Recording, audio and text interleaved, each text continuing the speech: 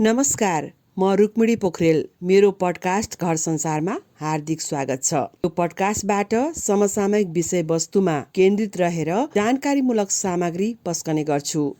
घरभित्रको पारिवारिक वातावरण राम्रो बनाउनका लागि सबै सदस्यको दायित्व उत्तिकै रहने हुँदा जीवनको भोगाई, अनुभव र सिकाइका विषय समावेश गर्ने गर्छु। आजको पडकास्टमा मैले केही बुझेका र जानेका कुरा तपाईका माझ राख्ने नै छु। आजको पडकास्टमा मैले केही बुझेका र जानेका कुरा तपाईका माझ राख्दैछु। त्यो के भने दैनिक हामीले पिउने दुध चौपायाबाट प्राप्त गर्ने गर्छौं। त्यसैले चौपायासँग हाम्रो जीवनको प्रत्यक्ष सम्बन्ध छ। मैले यहाँ कुरा गर्दैछु हामीले पाल्ने गाईको महत्त्वका बारेमा। पिउने दुधका अलावा के प्राप्त गर्न सक्छौं त गाईबाट? गाईले वातावरण, स्वास्थ्य र जीवनशैलीमा अनेकौं लाभ पुर्याउँछ। गाई अक्सिजन ग्रहण गरी पुनः अक्सिजन उत्सर्जन गर्ने एकमात्र यसको मूत्रमा सुन, तामा, क्याल्सियम, पोटासियम लगायत 24 प्रकारका तत्त्व पाइन्छन् भने दुधमा रेडियो विकिरणबाट रक्षा गर्ने क्षमता हुन्छ। गाईको दुधले हृदय रोगबाट बचाउँछ र स्मरण शक्ति बढाउँछ। गोबरमा कीटाणु नष्ट गर्ने शक्ति रहन्छ जसले हैजा र अन्य रोगका कारणहरू कम गर्छ।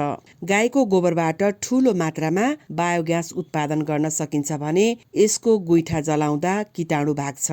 गौमूत्रको सेवनले क्यान्सर जस्ता घातक रोगमा समेत लाभदायक पुर्याउँछ। गाईको शरीरबाट निस्कने तरङ्गले वातावरणलाई प्रदूषण मुक्त बनाउँछ। यसको आवाजले मानसिक रोगमा सुधार ल्याउँछ। यसैले गाईलाई संरक्षण गर्नु मात्र धार्मिक पक्ष होइन, वैज्ञानिक र स्वास्थ्यका हिसाबले पनि अत्यावश्यक छ।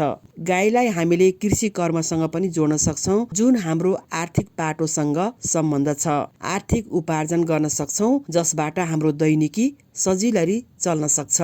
गाईसँग सम्बन्धित यही जानकारी पस्कदै अब भने हामी आजको पडकास्ट घर संसारको अन्त्यमा आइसकेका छौं। आजको बसाइमा सुनायौं कृषि कर्मको सुन्दर पक्ष, घरपालुवा जनावर, गाई सम्बन्धी केही जानकारी। अन्य जानकारीमूलक सामग्री सँगसँगै अर्को हप्ता बुधबार तपाईका माझ आउने नै छु। फेसबुक पेज, मोबाइल एपका साथै www.rukupodcast.com मा सुनिदिनु भयो। तपाईलाई धेरै धेरै धन्यवाद। हवस् त, नमस्कार।